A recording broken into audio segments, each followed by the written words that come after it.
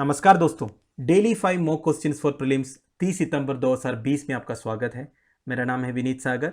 देखते हैं आज का पहला क्वेश्चन क्या है। Question number 1, with respect to the sero survey recently seen in news, consider the following statements which are correct.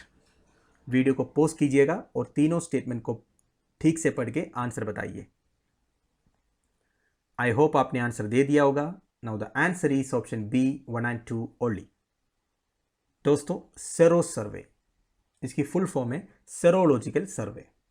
अगर आपको इस क्वेश्चन का आंसर देना है, जो स्टेटमेंट में जो इम्यूनोग्लोबुलिन जी एंटीबॉडीज लिखा है, इसके बारे में जानकारी होना बहुत ज़रूरी है। इम्यूनोग्लोबुलिन जी आईजीजी एंटीबॉडीज के बारे में अपने डेली करंट अफेयर्स वाली वीडियो में हर्षित सर ने कम से कम 4 से 5 बार एक्सप्लेन कर चुका है। अगर आप डेली करंट अफेयर्स वीडियो को फॉलो करोगे ना दोस्तों, तो आप इस तरह की क्वेश्चंस को आराम से आंसर कर पाओगे। वैसे मैं आपको बता रहा हूं, जिस तरह की टर्म्स जो है इम्यूनोग्लोबुलिन जी एंटीबॉडीज टाइप का, ये यूपीएससी एग्जामिनेशन में बहुत ही रिलेवेंट है, राइट। अब देखते हैं इसकी एक्सप्लेनेशन। दोस्तों, कोविड-19 सेरोलॉजिकल टेस्ट, एक सेरो सर्वे के बारे में 1 से 2 हफ्ते से न्यूज़पेपर में हर दिन आ रहा है। क्या है ये सेरो सर्वे? दोस्तों, आपको मैं सिंपल भाषा में समझाता हूं।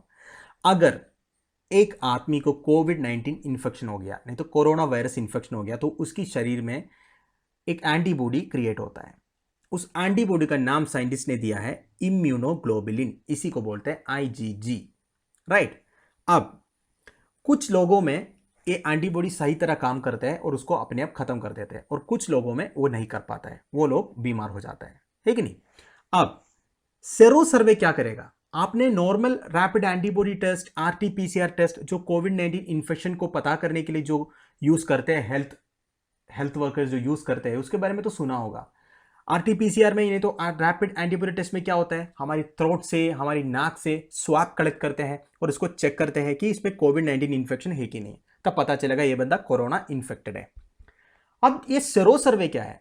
दोस्तों, कोविड-19 जैसा पैंडेमिक, इसमें कम्युनिटी स्प्रेड होना बहुत डेंजरस है। अगर कम्युनिटी स्प्रेड हो गया, मतलब पूरे कम्युनिटी को स्प्रेड होने का चांस है, मतलब बिल्कुल गवर्नमेंट के या हेल्थ डिपार्टमेंट के कंट्रोल से बाहर निकल गया, तो ये बहुत मुश्किल हो जाएगा। अब गवर्नमेंट को या हेल्थ डिपार्टमेंट को यह चेक करना है कि ये जो कोविड-19 वायरस का कम्युनिटी स्प्रेड हुआ है कि नहीं। अब ये कैसे पता चलेगा? इसके लिए यूज करते हैं सेरो सर्वे। दोस्तों, Sero survey involves testing of blood serum of a group of individuals, and this will be used to monitor trends in prevalence of the novel coronavirus or SARS-CoV-2 infection at the district level. देखो, एक चीज ध्यान रखना, हम में से कई लोगों को कोरोना वायरस इन्फेक्शन हो गया होगा, हमें पता भी नहीं चला होगा। क्यों? क्योंकि कोरोना वायरस इन्फेक्ट होने के बाद 1 हफ्ते के अंदर हमारे शरीर जो है वो इम्यूनोग्लोबुलिन जो एंटीबॉडी है वो क्रिएट करके जितने भी कोरोना वायरस एंटीजेंस था उसको खत्म कर दिया होगा। हमें पता भी नहीं चला, हमें कोई सिम्टम्स भी नहीं आया होगा।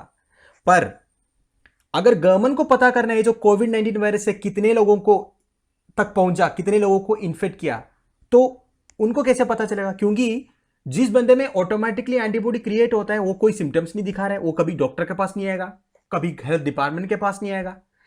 तो इसी के लिए सेरोलॉजिकल सर्वे यूज करते हैं। ये जो इम्यूनोग्लोबुलिन एंटीबॉडी है दोस्तों, वो जब क्रिएट होने के बाद कम से कम 1 महीने तक, अभी का स्टडीज यही बोल रहा है कि कम से कम 1 महीने तक वो हमारी शरीर में रहेगा। अब लोगों की ब्लड चेक करने से यह पता चलेगा उनके ब्लड के अंदर इम्यूनोग्लोबुलिन एंटीबॉडी है या नहीं। अब अगर इम्यूनोग्लोबुलिन एंटीबॉडी का प्रेजेंस दिख गया, तो इसका मतलब यह है कि वो भी कभी कोरोना वायरस इन्फेक्टेड था। तो इस तरह गवर्नमेंट जो है पता कर सकता है कि कितने लोगों तक कोरोना वायरस इन्फेक्ट हो गया था। इसके लिए यूज करते हैं सेरो सर्वे। अब देखो, सेरो सर्वे में एक ग्रुप ऑफ इंडिविजुअल्स को चेक करते हैं, जहां हाई रिस्क वाला एरिया है, कुछ एरिया लो रिस्क वाला एरिया है। जो हाई रिस्क वाले एरिया से कम 200 बंदों को लेते हैं और सबका ब्लड टेस्ट करते हैं कि इम्यूनोग्लोबुलिन एंटीबॉडी की प्रेजेंस है कि नहीं। अब लो रिस्क वाला एरिया, जो रूरल एरिया है, उनमें एक 50 लोगों को सेलेक्ट करते हैं और चेक करते हैं। इसकी रिपोर्ट से पता चलेगा कि कम्युनिटी स्प्रेड हुआ या नहीं। अब ये surveillance will be conducted by ICMR. देखो, कौन सर्वे कंडक्ट कराता है? ये जो सेरोलॉजिकल सर्वे, ये तो ICMR and national centre for disease control. बहुत इंपॉर्टेंट है दोस्तों, ये सब जितने भी एजेंसीज का नाम है ध्यान रखना। Indian Council of Medical Research and National Center for Disease Control in collaboration with key stakeholders and state health departments. तो और भी सारा एजेंसी है जो मेडिकल फील्ड में है और स्टेट के जो पर्टिकुलर स्टेट के हेल्थ डिपार्टमेंट भी शामिल है. अब while conducting the survey, throat and nasal swabs are collected for RT-PCR test. Blood samples are collected for detecting immunoglobulin. ठीक है, जो स्वैब जो कलेक्ट करते हैं वो RT-PCR के लिए. अब आप लोग मुझे ये बताइए, RT-PCR टेस्ट जो कोविड-19 वायरस की प्रेजेंस पता करने के लिए जो यूज करते हैं, एकदम जेन्युइन टेस्ट है. इसे क्लियर पता चलता है बंदा कोविड-19 इन्फेक्टेड है या नहीं. RT-PCR का फुल फॉर्म आप नीचे कमेंट बॉक्स में लिखे बताइए. अब blood samples are collected for detecting immunoglobulin G. ठीक है, ब्लड सैंपल कलेक्ट किस लिए करेगा? इम्यूनोग्लोबुलिन जी की प्रेजेंस है कि नहीं. And for ELISA testing. ELISA testing भी कोविड-19 का टेस्टिंग है. एलिसा टेस्टिंग का फुल फॉर्म है एंजाइम लिंक्ड इम्यूनोसॉर्बेंट अस्से. इसके बारे में मैंने एक बार बताया था आपको. वैसे HIV टेस्टिंग के लिए भी एलिसा टेस्टिंग यूज करते हैं. After the survey, data on demographic characteristics are collected on a specifically designed standard data collection form. ये तो नॉर्मल हो गया दोस्तों. कोई भी सर्वे के बाद डाटा पूरा कलेक्ट करते हैं और गवर्नमेंट को रिपोर्ट करते हैं कि गवर्नमेंट फिर एनालिस करते हैं और उनको पता चलता है कि कितने लोगों को इन्फेक्ट हुआ, कितना ठीक हो गए. तो ये है दोस्तों सेरोलॉजिकल सर्वे के बारे में. तो हमारे स्टेटमेंट का क्वेश्चन का आंसर हमें मिल गया. 1 and 2 ओनली. 1 क्या है? Sero survey involves testing of blood serum. ये तो बिल्कुल सही है. Statement 2, sero survey tells us about the presence of immunoglobulin G. अब तो आपको पता चल गया होगा पूरी कहानी, है कि नहीं? तो ये भी सही है. Scientist have confirm that immunoglobulins protect us from A second infection. देखो दोस्तों, ये साइंटिस्ट ने अभी तक कंफर्म नहीं किया है. ये भी एक रिपोर्ट आया था. अब क्या है, चिकन पॉक्स अगर हमें आ गया तो एक एक्यूट इम्यूनिटी हो जाता है हमें. ठीक है, चिकन पॉक्स की जो वायरस आने के बाद हमारे शरीर में एक एंटीबॉडी क्रिएट होता है और वो रहता है हमारे, मतलब कंटिन्यूस रहता है हमारे शरीर के अंदर. दूसरी बार चिकन पॉक्स आने के चांस बहुत ही कम है. अब इसी तरह जो इम्यूनोग्लोबुलिन एंटीबॉडी भी काम करेगा या नहीं, इसके बारे में कोई कंफर्मेशन अभी तक नहीं मिला है. हो सकता है आगे मिलेगा. Question number 2, with respect to the Harijan Sevak Sangh which celebrates its foundation day on September 30 every year, which of these statements are correct? Video को पॉज कीजिए और आंसर बताइए. आई होप आपने आंसर दे दिया होगा.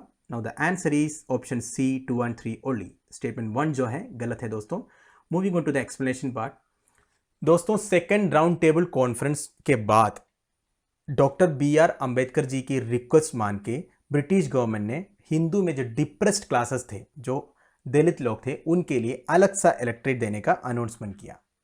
यह बात सुनकर गांधी जी बिल्कुल खुश नहीं थे.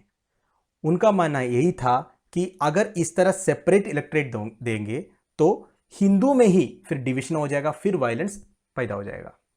तो गांधी जी फास्टिंग में चले गए. तब वो एरावाड़ा जेल में थे. इसके बाद डॉक्टर अंबेडकर जी और गांधी जी के कई सारे मीटिंग हुए और जाके 1932 सितंबर 24 को एक पूना पैक्ट साइन हो गया.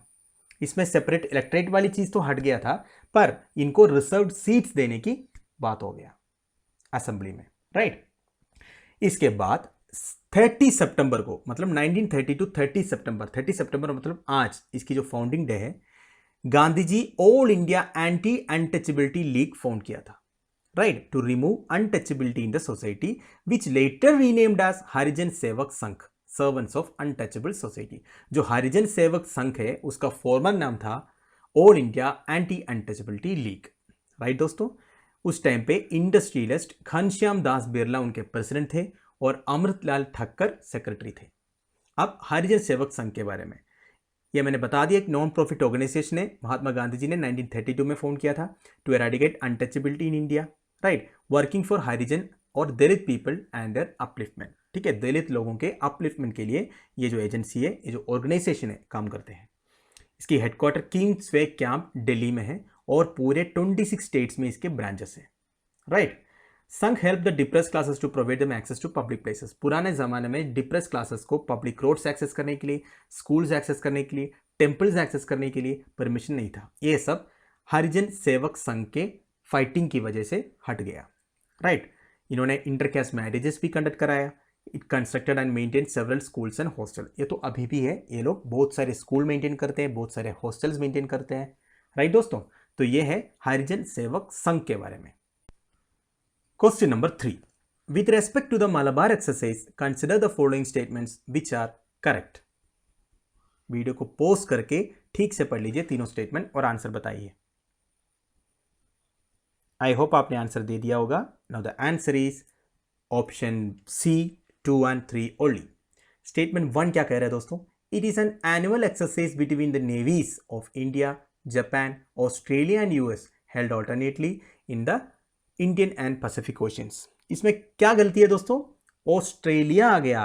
वैसे ऑस्ट्रेलिया का भी इंक्लूजन मलबार एक्सरसाइज में करना है करके बहुत सारे बात आजकल चल रहा है, इसलिए न्यूज में भी है।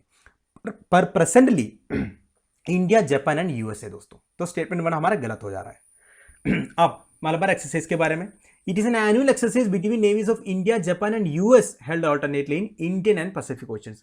कभी इंडिया में होता है, इसके बाद पैसिफिक ओशन में होता है, ऐसे चेंज होता रहता है। 1992 में शुरू हुआ था ये between India and US. Then it got permanently expanded to a trilateral format. 2015 में जापान भी आ गया, right. Malabar 2019 would endeavor to further strengthen India, Japan, US naval cooperation and enhance interoperability based on shared values and principles। देखो basically हमारी जो navy की cooperation है, ऑपरेशनबिलिटी है, ये सब बढ़ाने के लिए India and Japan defence forces organise a series of bilateral exercise. देखो इंडिया एंड जापान के बीच में जो एक्सरसाइज होता है इसका नाम क्या है?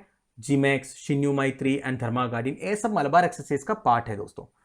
अब where in India and USA conduct joint military exercise namely Yudh Abhyas, right.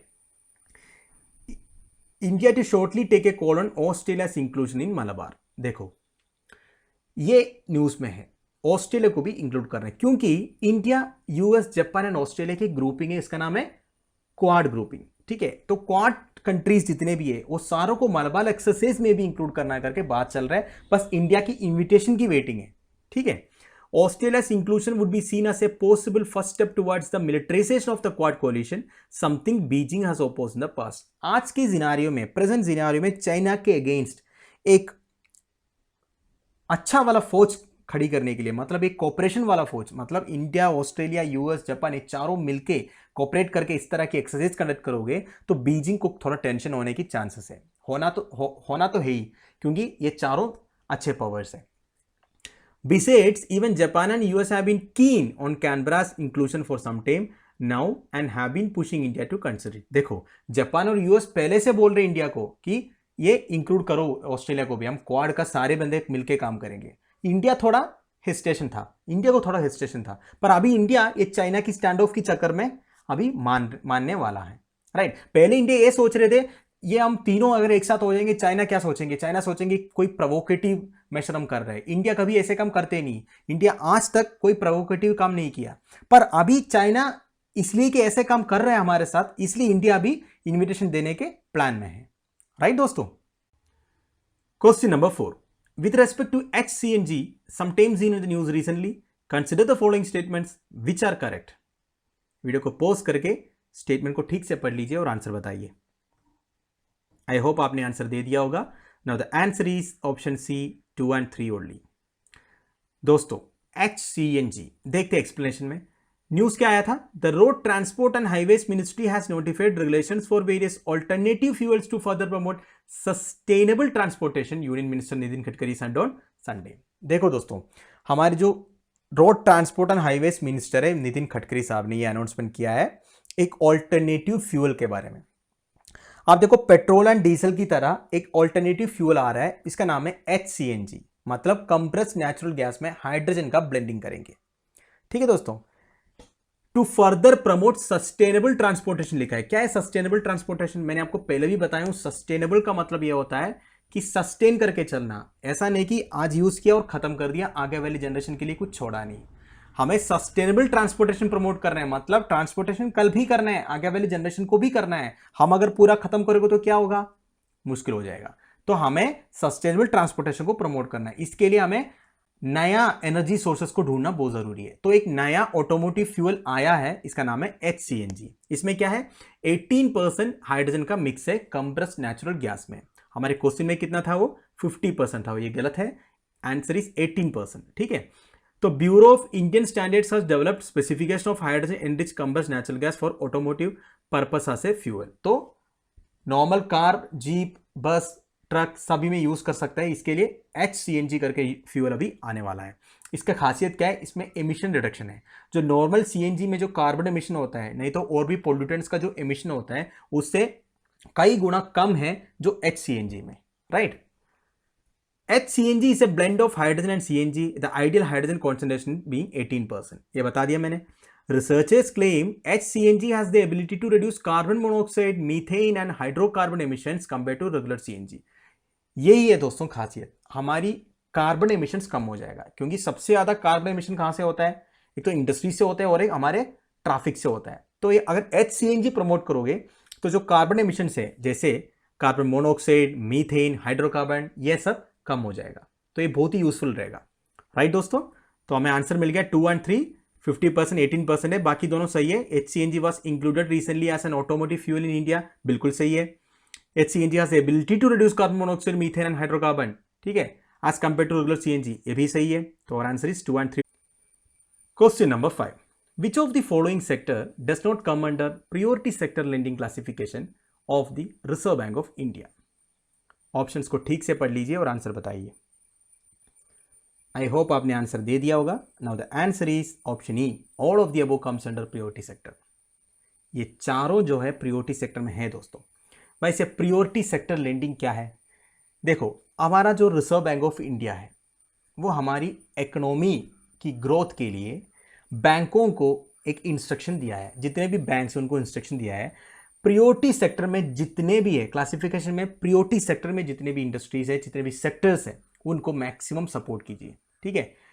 It is an important role given by the RBI to the banks for providing a specific portion of the bank lending to few specific sectors, like जितना लिखा है उन सबको maximum loan support उनकी growth बढ़ाने के लिए, ठीक है, क्योंकि जितने सेक्टर्स इसमें लिखा है वो हमारी इकोनॉमिक ग्रोथ में एक बहुत इंपॉर्टेंट हिस्सा लेता है, राइट। तो प्रियोरिटी सेक्टर की ग्रोथ हमारी इकोनॉमी की ग्रोथ ही मान लीजिए। तो हमारी प्रियोरिटी सेक्टर में जितने ये चार लिखा है, चारों आता है, तो हमारा answer will be all of the above comes under priority sector, right दोस्तों। तो दोस्तों हमारे 5 क्वेश्चन सही थे, ये कल का क्वेश्चन था। Answer is option A, west Berlin. थोड़ा सा टफ क्वेश्चन था, फिर भी मैंने इसमें एक सेंटेंस डाला था, surrounded by A wall it was a democratic city in the middle of communist eastern Europe, name that city. देखो दोस्तों, यूरोप में है और एक वॉल का नाम दिया हुआ है, तो यूरोप में वॉल मतलब आपको याद आना चाहिए बर्लिन वॉल। बहुत ही हिस्टोरिकली इंपॉर्टेंट वॉल था बर्लिन वॉल, वेस्ट बर्लिन और ईस्ट जर्मनी को डिवाइड करते थे, ठीक है। अब देखो दोस्तों, इसमें एक नोट डाला था मैंने, ये political enclave is a territory completely surrounded by another territory, and exclave is a territory divided from the main territory by another territory of water, example Alaska. अब मैं आपको समझाता हूं एनक्लेव क्या है और एक्सक्लेव क्या है, ये इंपॉर्टेंट है दोस्तों। देखो, ये एक एग्जाम्पल देता हूं, यूनाइटेड स्टेट्स ऑफ अमेरिका का मैप है ये जो व्हाइट पोर्शन में दिख रहा है यूनाइटेड स्टेट्स ऑफ अमेरिका है दोस्तों। अब जो अलास्का जो डार्क ग्रीन में दिख रहा है ये यूएसए का ही पार्ट है, पर देखो यूएसए से बिल्कुल अलग है। अगर यूएसए से अलास्का जाना है, जो यूएसए का ही पार्ट है, या तो कनाडा से जाना पड़ेगा, नहीं तो पानी से जाना पड़ेगा, है कि नहीं। तो इस तरह की जो एरिया जो यूएसए की पार्ट है पर कंट्री से बिल्कुल अलग है, इसको एक्सक्लेव बोलते हैं, राइट दोस्तों। अब इनक्लेव क्या है, एनक्लेव क्या है, मैं समझाता हूं। देखो, जैसे वतिकन सिटी है, ठीक है, आपको पता है सबसे छोटा कंट्री है वतिकन। अब वतिकन देखो, वतिकन इटली के अंदर ही है, पर इटली से कोई संबंध नहीं है, ठीक है, इसके गवर्नेंस पूरा अलग है। पर देखो, ये सराउंडेड बाय दूसरा टेरिटरी है। ये क्या लिखा हुआ मैंने एनक्लेव में, इसे territory completely surrounded by another territory, तो वतिकन हो गया ना एनक्लेव, मतलब ये पूरा सराउंडेड बाय इटली है। तो इस तरह की जो प्लेसेस को एनक्लेव बोलते हैं। तो आप समझ गए एक्सक्लेव और एनक्लेव का डिफरेंस क्या है, राइट। अब देखते हैं आज का क्वेश्चन क्या है। Which of the following statement is not correct about mosquitoes, मच्छर, मॉस्किटोस के बारे में 4 स्टेटमेंट दिया हूं दोस्तों, बड़ा इंटरेस्टिंग सवाल है। इसमें से कौन सा गलत है ये आप मुझे कमेंट बॉक्स में लिख के बताइएगा, राइट दोस्तों। तो हमारे daily 5 mock questions for prelims इधर खत्म हो रहा है दोस्तों। उम्मीद है आप लोगों को कुछ नया सीखने को मिला होगा। आप लोगों की वैल्यूएबल कमेंट्स और मार्क्स जरूर लिखिएगा कमेंट बॉक्स में। इस पीपीटी की पीडीएफ एज यूजुअल आपको नीचे डिस्क्रिप्शन में मिल जाएगा, टेलीग्राम चैनल में शाम तक अपलोड हो जाएगा। Thank you for watching, bye bye.